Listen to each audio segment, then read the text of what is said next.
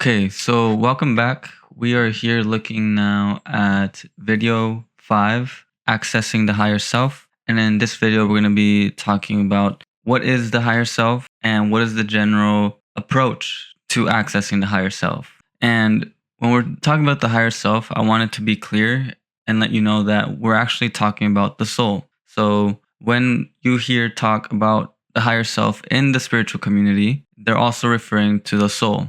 At least this is how I interpret it through my understanding of psychology and philosophy integrated with spirituality. When it comes to the higher self, I'll give you 3 definitions then. I'll outline it in the spiritual context, in the psychological context, and in the philosophical context. In spiritual terms, the higher self is often equated with the soul or the true essence that exists beyond the physical form. It is considered the eternal, omniscient, conscious, and intelligent being, which is the real identity of a person beyond the temporary identity of the body and mind. This concept is central in various spiritual traditions and practices, where the higher self is seen as a source of wisdom, inspiration, and intuition. And I will give you an understanding from the spiritual perspective of what the higher self is. A lot of people discuss the fact that the higher self is what we truly are. It is what transcends time.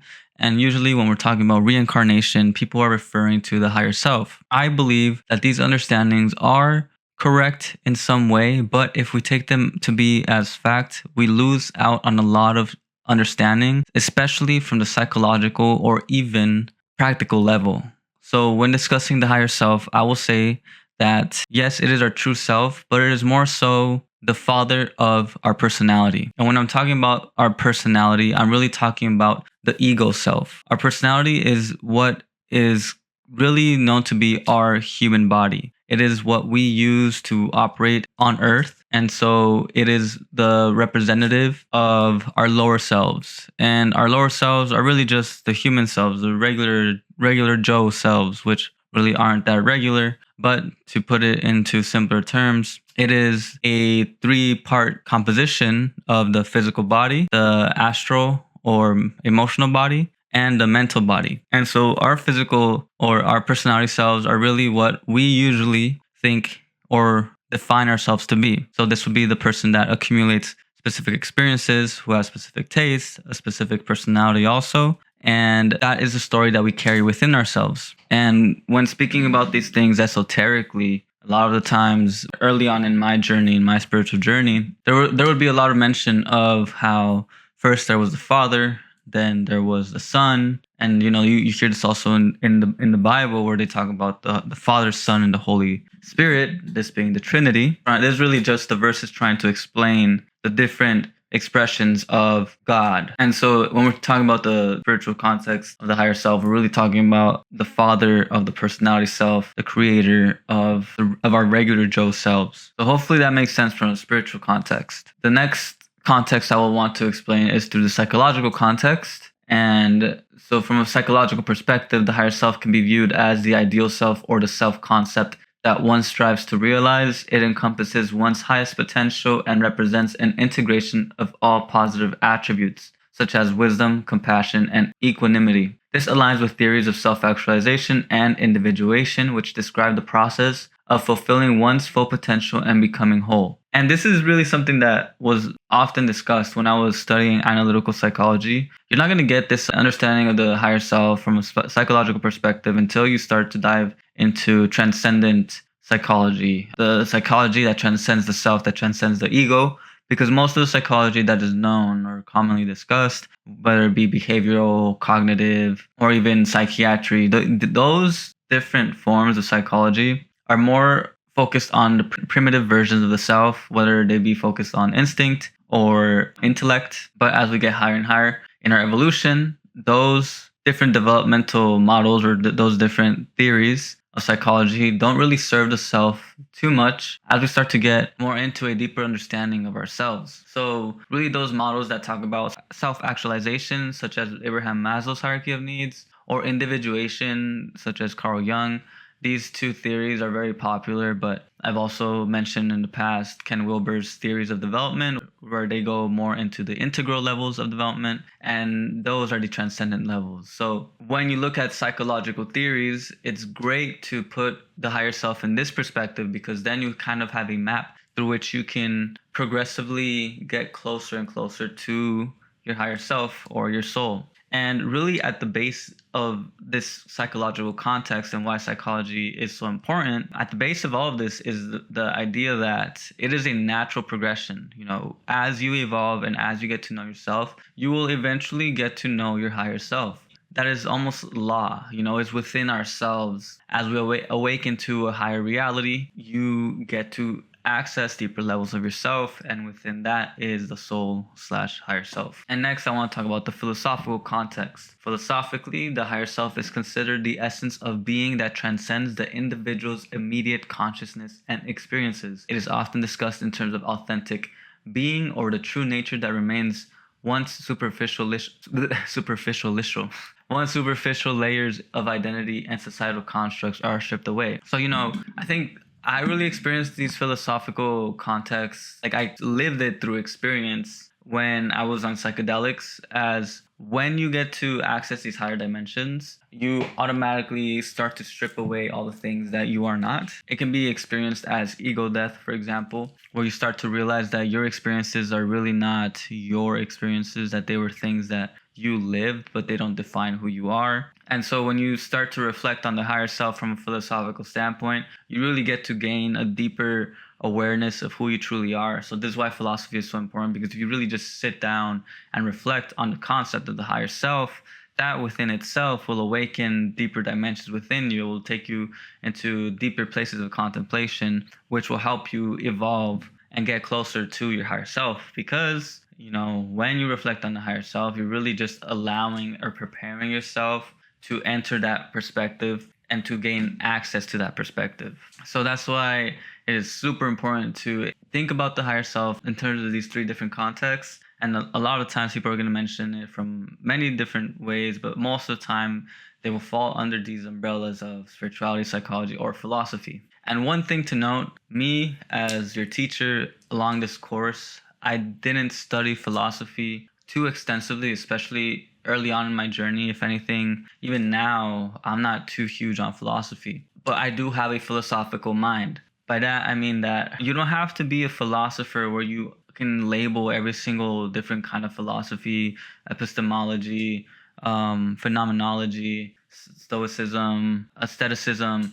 Like, these labels that people use, I just want to let you know you don't have to understand any of these. I remember one time I was having a conversation with one of my roommates back in college, and I was telling him these experiences that I was having, these realizations that were really shaping my perception of reality. And he was just naming, oh, it's this and it's that and it's this and that. And he was like naming the actual labels or the names for such philosophies. But the thing that pissed me off or made me wonder, I was like, okay, so you know all these labels, but why are you still unhappy? Why does it seem that you lack meaning in your life? And that's the thing. It's because there are philosophers out there that are so good with their mind that they can label and dissect things at such a high level, but they don't use that, they don't apply that to their own lives, where they're able to use the mind as a way to experience deeper realities and not just label them. So I want to give you this mindset that you don't have to know philosophy to grow as an individual. You just have to have a philosophical approach. You just have to understand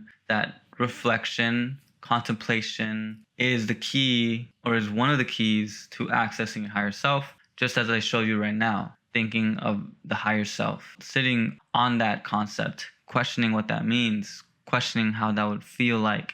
That is philosophy right there. So there's no need to go even more deeper into it and go crazy about it, unless you really want to, which, hey, maybe that will help you out also. But I want to now talk about the significance of connecting with your higher self. What are the benefits that come from this connection? So the first one, it being guidance and intuition. Connecting with your higher self is the best way to access guidance, to gain information, to knowing where you should be going. Connecting with your higher self is really just gaining freedom from societal expectations. It's really about having the internal compass and knowing that where you're going is a meaningful place. And when you gain that connection from your higher self, you'll get that feedback and you'll be able to understand whether you are on the right path. The next benefit is enhanced self-awareness. Naturally, as you get closer to these deeper dimensions of self, you begin to access deeper layers of self-awareness. And what that will then lead you to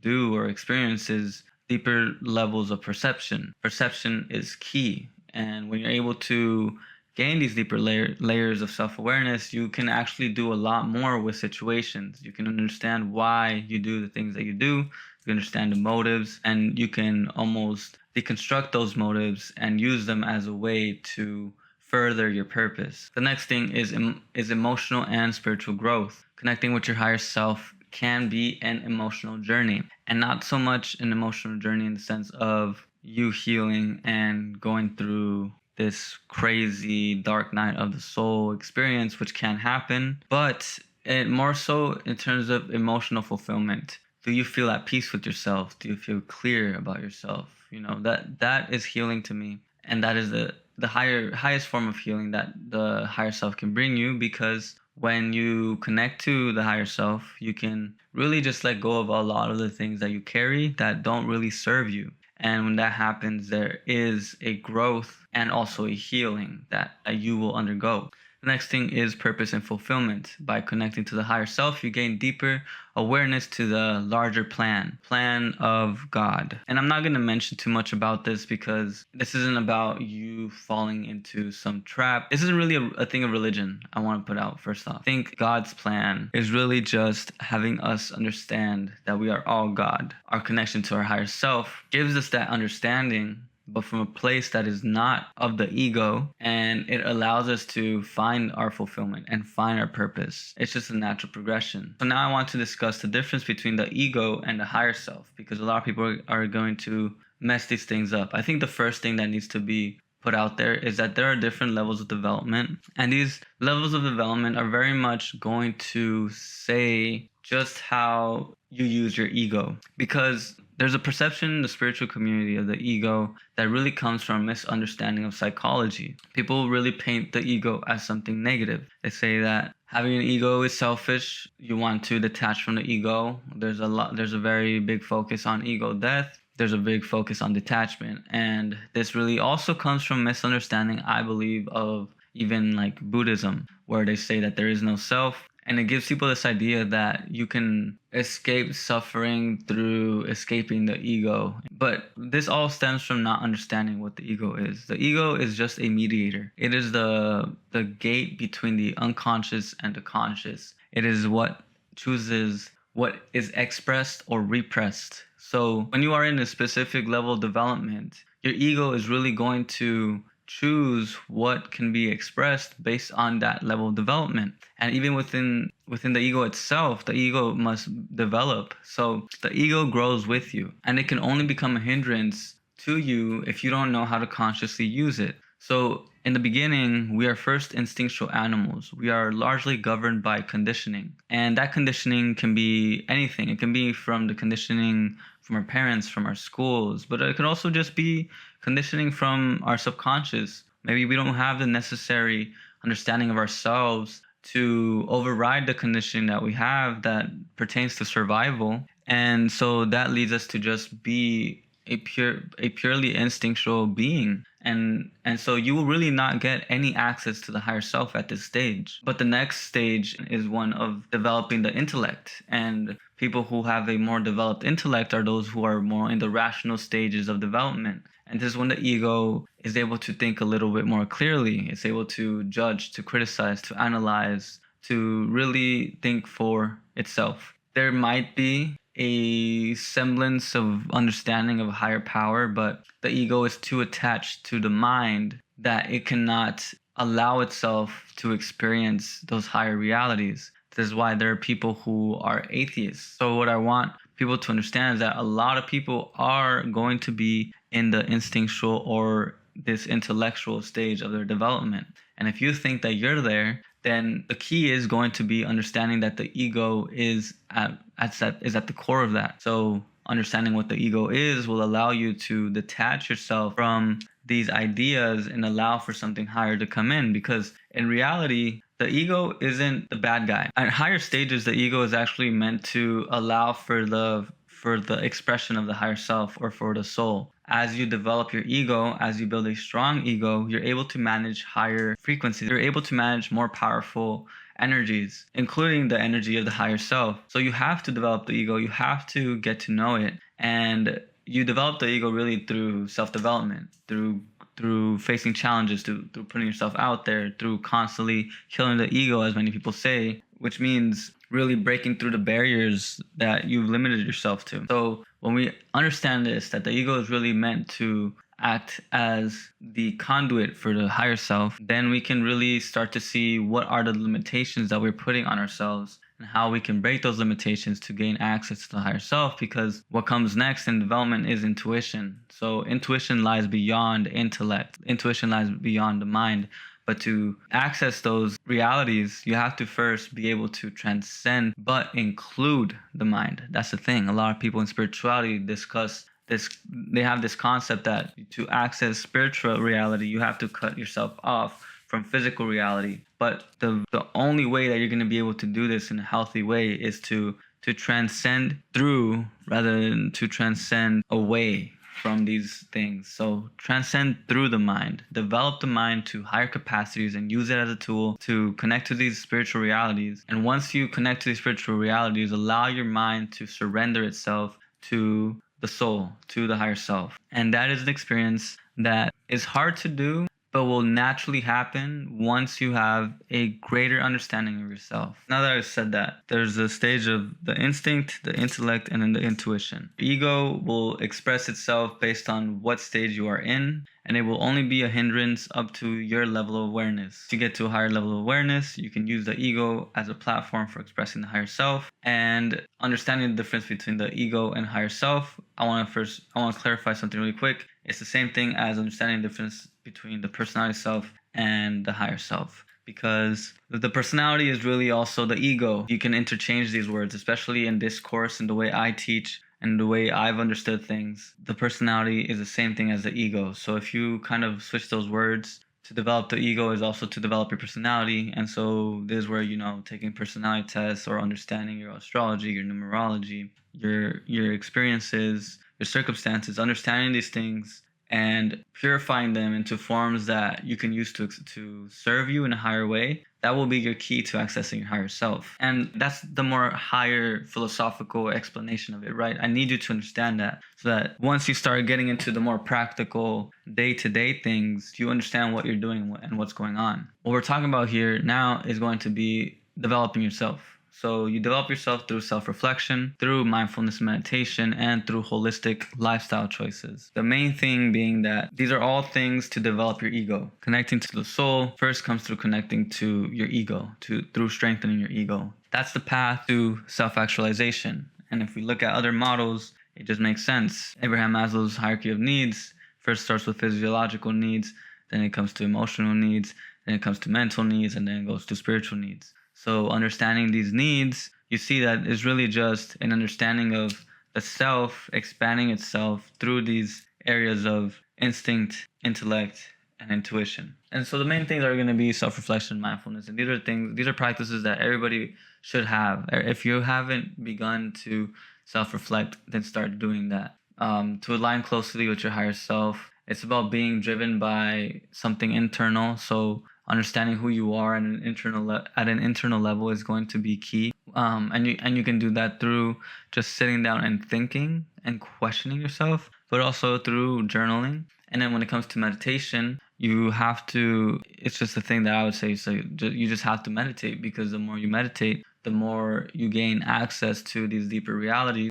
and the more you realize who you truly are. You get to enter into conversation with the higher self, or at least you build your body up, you build your mind up to a degree higher than you previously were, which is naturally getting you closer to the soul or the higher self. And when it comes to holistic lifestyle choices, it just is about choosing the things that nurture your soul. It's really that simple. Stop eating junk food, get into fitness, get into working out, hang out with the right people, hang out with people who are good for your health. Approach life with love, practice gratitude, practice compassion, really just try to enter a mindset of growth rather than anything else aside from that. It'll be your ticket to enhancing or speeding up that evolutionary process. So another thing that I could also mention would be dream journaling. Your soul can communicate to you through dreams. So getting a hang of how to reflect on your dreams, how to journal your dreams, how to analyze, and also even how to lucid dream. Exploring these different areas will allow you to understand the messages of your soul and even just experience the soul, because when you're dreaming, you can be traveling from a lighter body, from your energy bodies, and that within itself is an experience that will help you understand your soul from the most physical or experiential level. When you're going through these practices, dream analysis,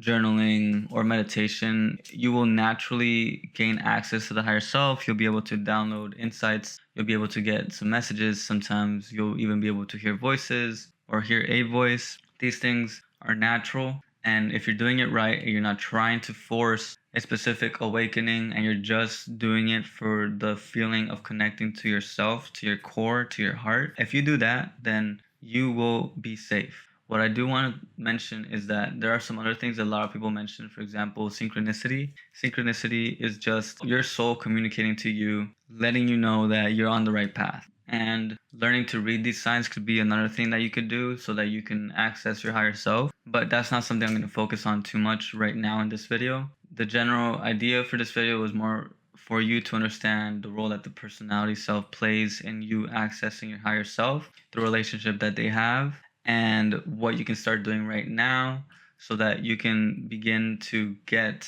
those insights, begin to get some guidance, and begin to already feel like you're connecting to something deeper. So I hope that that has helped. Make sure if you're watching this and you haven't signed up for the course, the link will be down below for you to access the course. And I will see you on the next one. All right, peace.